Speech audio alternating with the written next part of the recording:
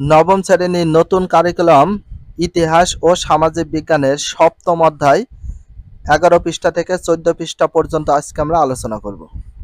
স্বাধীন বাংলাদেশে অভ্যুদয়ের পথে পাকিস্তান রাষ্ট্রের সঙ্গে বাংলার পূর্ব অংশকে জুড়ে দেওয়া যে একটি ঐতিহাসিক ভুল ছিল তার প্রথম প্রমাণ পাওয়া যায় ১৯৪৭ সালে। তাহলে ঐতিহাসিক যে ভুল ছিল প্রথম প্রমাণ পাওয়া যায় কত সালে? ১৯৪৭ সালে, যখন পাকিস্তানের রাষ্ট্রভাষার প্রশ্নটি সামনে চলে আসে। পাকিস্তানের সংখ্যাগরিষ্ঠ মানুষের ভাষা বাংলা হওয়া সত্ত্বেও উর্দুভাষী শাসকেরা বাংলার পরিবর্তে উর্দুকে রাষ্ট্রভাষা করার সিদ্ধান্ত গ্রহণ করেন। পূর্ব বাংলার শিক্ষার্থী বিদ্বজ্জনেরা এই সিদ্ধান্তের বিরুদ্ধে তীব্র ভাষার প্রতিবাদ করেন। বাংলাকে রাষ্ট্রভাষা করার দাবিতে পত্র-পত্রিকায় লেখা ছাপা হতে থাকে। ১৯৪৬ সালের ৬ই ডিসেম্বর ভাষার দাবিতে ঢাকা বিশ্ববিদ্যালয়ের শিক্ষার্থী প্রতিবাদ সমাবেশ করেন। তাহলে কত সালে ঢাকা বিশ্ববিদ্যালয়ের শিক্ষার্থীরা প্রতিবাদে সমাবেশ করেন? ১৯৪৭ সালে। কত তারিখে? ৬ই ডিসেম্বর।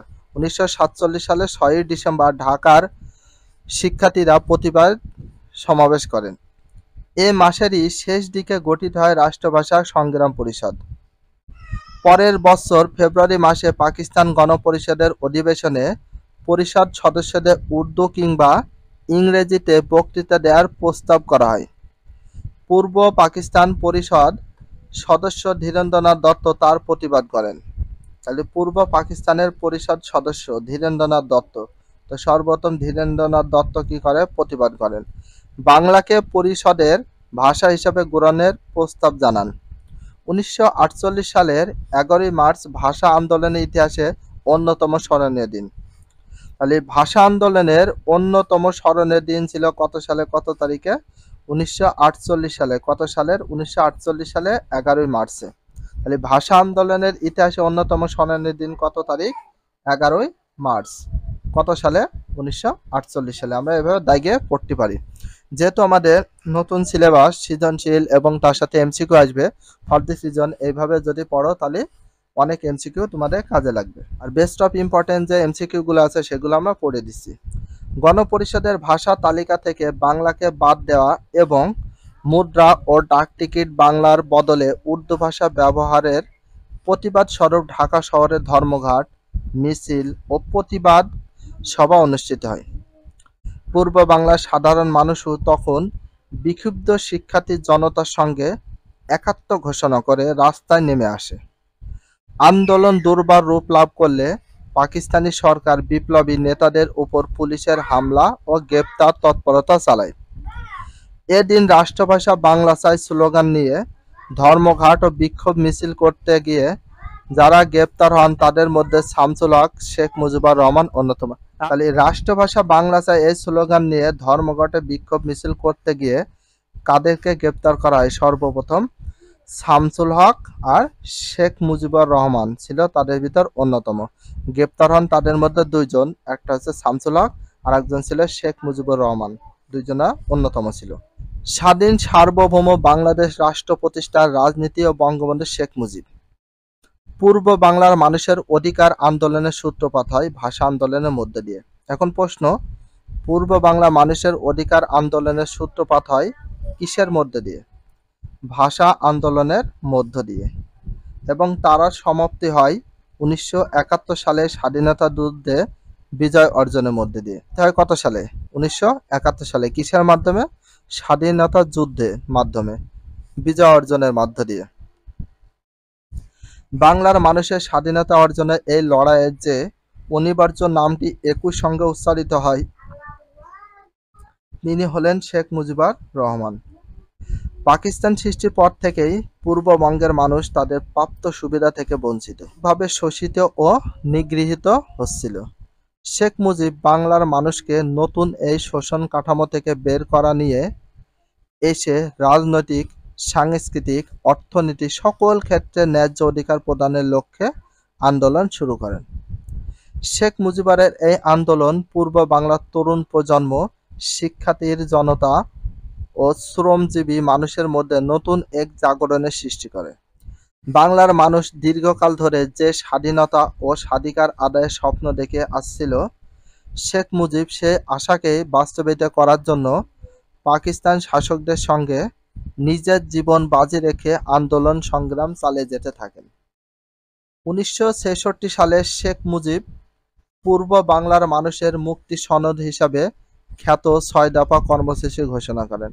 তাহলে কত সালে ৬ দফা কর্মসূচি ঘোষণা করা হয়? এটা বিশাল ইম্পর্টেন্স, একটু দেখে নাও। ১৯৪৬ সালে। কে করে? শেখ মুজিব রহমান। তাহলে বাংলার মানুষের মুক্তি সনদ হিসাবে খ্যাত রয়েছে কয় দফাকে? ৬ দফা দাবি। তাহলে ৬ দফা দাবি কর্মসূচি মানুষের মুক্তি সনদ। মুক্তি সনদ বলা হয় কয় দফা দাবিকে? ৬ দফা দাবিকে। আবার ৬ দফা দাবি কি ছিল? মুক্তি সনদ। তাহলে ৬ দফা দাবি মুক্তি সনদ কত সালে সংগঠিত হয় বা ঘোষণা করেন? ১৯৬৬ সালে। কে করে? শেখ মুজিবর পূর্ব বাংলা মানুষের মুক্তি সনদ হিসাবে খ্যাত ৬ দফা কর্মসূচি ঘোষণা করেন। ৬ দফা দাবির মাধ্যমে শেখ মুজিব কার্যরত পূর্ব বাংলার মানুষের স্বাধীনতার দাবি তুলে ধরেন। এই কর্মসূচি পূর্ব বাংলার গণমানুষের মধ্যে ব্যাপক আশার সঞ্চার করে এবং ৬ দফা দাবি যেন পাকিস্তান সরকার মেনে নেয়, সেই লক্ষ্যে দেশ জুড়ে গণ আন্দোলন শুরু হয়। বাংলার মানুষকে স্বাধীনতার দাবি থেকে বিচ্যুত করার জন্য নেতা মুজিবকে বরাবর কারারুদ্ধ করা হলেও আন্দোলন সংগ্রাম থেকে পিছু হটাতে পারেননি। ১৯৬৯ সালে বঙ্গবন্ধুর নেতৃত্বে গণ অভ্যুত্থান সংগঠিত হয়। তাহলে গণ অভ্যুত্থান সংগঠিত হয় কত সালে? মুখস্থ করতে হবে, এটা একটা এমসিকিউ। ১৯৬৯ সালে। তাহলে ১৯৬৯ সালে গণ অভ্যুত্থান সংগঠিত হয় কার নেতৃত্বে?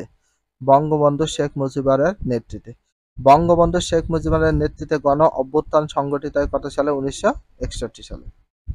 শহীদ হয় সেখানে শহীদ আসাদ। তাহলে শহীদ হন আসাদ। বাংলাদেশ অভ্যুদয়ের পথে এগিয়ে যায়। তাহলে ১৯৬৯ সালে বঙ্গবন্ধুর নেতৃত্বে যে শহীদ হয়েছিল সে কে ছিল? শহীদ আসাদ। ১৯৭০ সালে সাধারণ নির্বাচনে বঙ্গবন্ধু শেখ মুজিব পূর্ব পাকিস্তান মানুষের একমাত্র মুখপাত্র হিসাবে আবির্ভূত হন। তাহলে কত সালে? ১৯৭০ সালে। সাধারণ নির্বাচনে বঙ্গবন্ধু শেখ মুজিব পূর্ব পাকিস্তান মানুষের একমাত্র মুখপাত্র হিসাবে আবির্ভূত হন। শেখ মুজিবের নেতৃত্বে আওয়ামী লীগ পূর্ব পাকিস্তানের জন্য বরাদ্দ ১৬৯টির মধ্যে ১৬৭টি জয়লাভ করে। ১৯৭১ সালে ৭ই মার্চ বঙ্গবন্ধু রেসকোর্স ময়দানে বিশাল এক জনসমাবেশ ঐতিহাসিক ভাষণ প্রদান করেন। তাহলে কত সালে? ১৯৭১ সালে। কত তারিখে? ৭ই মার্চ। তাহলে ৭ই মার্চে কত তারিখে? ১৯৭১ সালের ৭ই মার্চ ভাষণে বঙ্গবন্ধু রেসকোর্স ময়দানে বিশাল এক জনসভার ঐতিহাসিক ভাষণ প্রদান করেন। পূর্ব বাংলার মানুষকে তিনি গেরিলা যুদ্ধের প্রস্তুতি নিতে বলেন। তিনি প্রকারান্তে বাংলাদেশের স্বাধীনতা ঘোষণা করে বলেন, প্রত্যেক ঘরে ঘরে দুর্গ গড়ে তোলো, তোমাদের যা কিছু আছে তাই নিয়ে শত্রু মোকাবেলা করতে হবে। মনে রাখবা, রক্ত যখন দিয়েছি রক্ত আরো দেব, এদেশের মানুষকে মুক্ত করে ছাড়বো ইনশাল্লাহ। এবারের সংগ্রাম আমাদের মুক্তির সংগ্রাম, এবারের সংগ্রাম আমাদের স্বাধীনতার সংগ্রাম। বাংলার মুক্তিকামী জনতাকে কিছুতে দমন করতে না পেরে ১৯৭১ সালে ২৫শে মার্চ রাতে ১৯৭১ সালে কত তারিখে? ২৫শে মার্চ রাতের অন্ধকারে পাকিস্তান সেনাবাহিনী অপারেশন সার্চলাইট নামে নৃশংসতা হত্যাযজ্ঞ নামে। তাই পাকিস্তান সেনাবাহিনী অপারেশন সার্চলাইট কত সালে? ১৯৭১ সালে ২৫শে মার্চ। ২৫শে মার্চকে বলা হয় অপারেশন সার্চলাইট। তাহলে অপারেশন সার্চলাইট কত সালকে বলা হয়? ১৯৭১ সালকে। কত তারিখে? ২৫শে মার্চ। ১৯৭১ সালে ২৫শে মার্চকে বোঝানো। ঢাকা ক্যান্টনমেন্ট সাজোয়া যান প্রস্তুত থাকে। যাদের গন্তব্য ছিল রাজারবাগ, ধানমন্ডি, ঢাকা বিশ্ববিদ্যালয়, পিলখানা, রাত ১০টা অথবা ৩০ মিনিটে ফার্ম গেটের সামনে সজ্জিত সেনাবাহিনীর কনভয়। ব্যারিকেডের বা বাধার মুখ পড়ে আসাদুজ্জামান খান কামাল সহ ছাত্র জনতার একটি অংশ এই প্রথম প্রতিরোধ গড়ে তোলেন এবং জয় বাংলা স্লোগান ফার্মগেট এলাকা মুখরিত করে তোলে। পাকিস্তান ঘাতকেরা ফার্মগেটের প্রতিরোধের মুখে পড়ে আরও সতর্ক হয় এবং ব্যারিকেড ভেঙে বাংলা মোটর হয়ে সামনের দিকে এগিয়ে যায়। তারা ঢাকা বিশ্ববিদ্যালয় সহ বিভিন্ন স্থানে ঘুমন্ত মানুষের ওপর গুলিবর্ষণ করে গণহত্যা শুরু করে। সেই রাতেই শেখ মুজিবকে গ্রেপ্তার করে ঢাকা সেনানিবাসে নিয়ে যায়। তাহলে সেই রাত্রি 25শে মার্চ রাত্রে শেখ মুজিবকে গ্রেপ্তার করে ঢাকা সেনানিবাসে নিয়ে যায়। রাষ্ট্রদ্রোহিতা ও বিদ্রোহের অভিযোগে এনে বিচারের জন্য শেখ মুজিব সেনাবাহিনী থেকে শেখ মুজিব বাংলাদেশের স্বাধীনতা ঘোষণা করে তা প্রচারের জন্য ইপিআর ট্রান্সমিটারের মাধ্যমে চট্টগ্রাম এক ওয়্যারলেস বার্তা পাঠান। ঘোষণায় তিনি বলেন, এইটাই হয়তো আমার শেষ বার্তা। আজ হতে বাংলাদেশ স্বাধীন। বাংলাদেশের জনগণের প্রতি আমার আহ্বান, আপনারা যে যেখানে থাকুন এবং যার যা কিছু আছে তা দিয়ে শেষ পর্যন্ত দখলদার সেনাবাহিনীকে প্রতিহত করো। বাংলাদেশের মাটি থেকে পাকিস্তান দখলদার বাহিনীর শেষ সৈনিকটি বিতাড়িত এবং চূড়ান্ত বিজয় অর্জিত না হওয়া পর্যন্ত আমাদের এই লড়াই চালিয়ে যেতে হবে।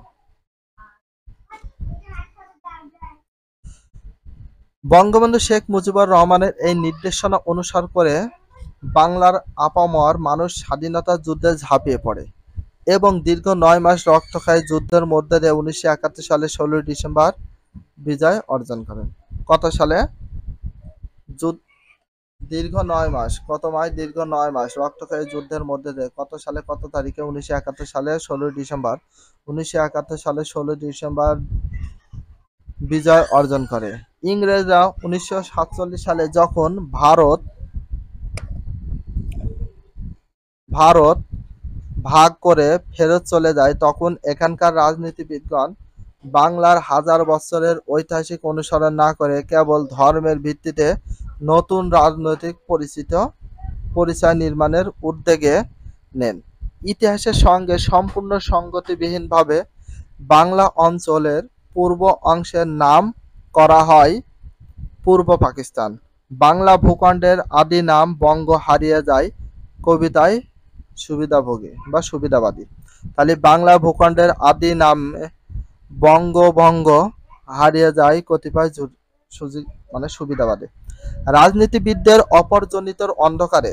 অথচ বঙ্গ নামটির হাজার বছরের পথ পরিক্রমায় নির্দিষ্ট একটি ভূখণ্ডে বসবাসকারী জনগোষ্ঠীর বহু বিচিত্র অভিজ্ঞতার ভিত্তিতে বাংলাদেশ নাম পরিচয় গড়ে উঠেছে। অবশেষে বঙ্গবন্ধু শেখ মুজিবুর রহমানের নেতৃত্বে ১৯৭১ সালে সার্বভৌম বাংলাদেশের অভ্যুদয় ঘটেছে। দলগত কাজ ১, আমরা ৫ থেকে ৬ জনের দল গঠন করি।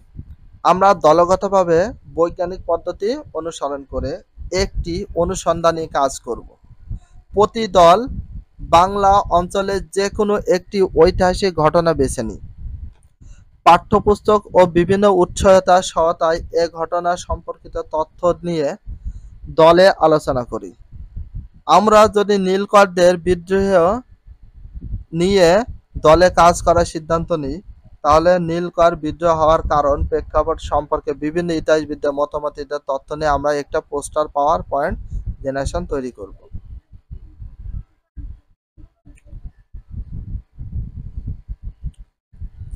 এখন আমরা দলগতভাবে আমাদের এলাকার ঐতিহাসিক কোনো ঘটনা খুঁজব। এর জন্য আমরা একই এলাকার ৫ থেকে ৬ জন মিলে একটি দল গঠন করি।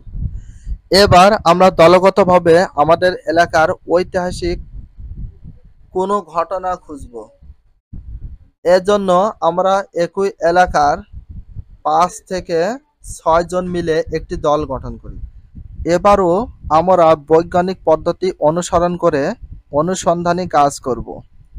আমরা দলে বসে লোকমুখে শোনা আমাদের এলাকার কোনো ঐতিহাসিক ঘটনা অথবা বই, পত্রিকা, টিভির কোনো ডকুমেন্টারিতে দেখা কোনো ঐতিহাসিক ঘটনা বাছাই করি। এরপর এই ঘটনা সম্পর্কিত তথ্য সংগ্রহ করি। তথ্য সংগ্রহের জন্য তথ্যদাতা হিসাবে আমরা এলাকার বয়স্ক ব্যক্তিদের কাছ থেকে সাক্ষাৎকার নেব। সেই সঙ্গে বিভিন্ন দলিল, দস্তাবেজ, পুরনো পত্রিকা বা ম্যাগাজিন, কোনো ব্যক্তির লেখা জীবনী, বই, প্রবন্ধ ইত্যাদি উৎস থেকেও তথ্য সংগ্রহ করব। এরপর তথ্য বিশ্লেষণ করে ফলাফল নিয়ে যৌক্তিক সিদ্ধান্ত গ্রহণ করব। আমরা ইতিহাসের দলিল নামক একটি সাময়িকী তৈরি করে সেখানে আমাদের প্রাপ্ত ফলাফল উপস্থাপন করব। আমরা ছোট প্রতিবেদন, গল্প, কবিতা ইত্যাদি বিভিন্ন সময় সাময়িকীতে আমাদের অনুসন্ধান পদ্ধতিতে প্রাপ্ত ফলাফল উপস্থাপন করব।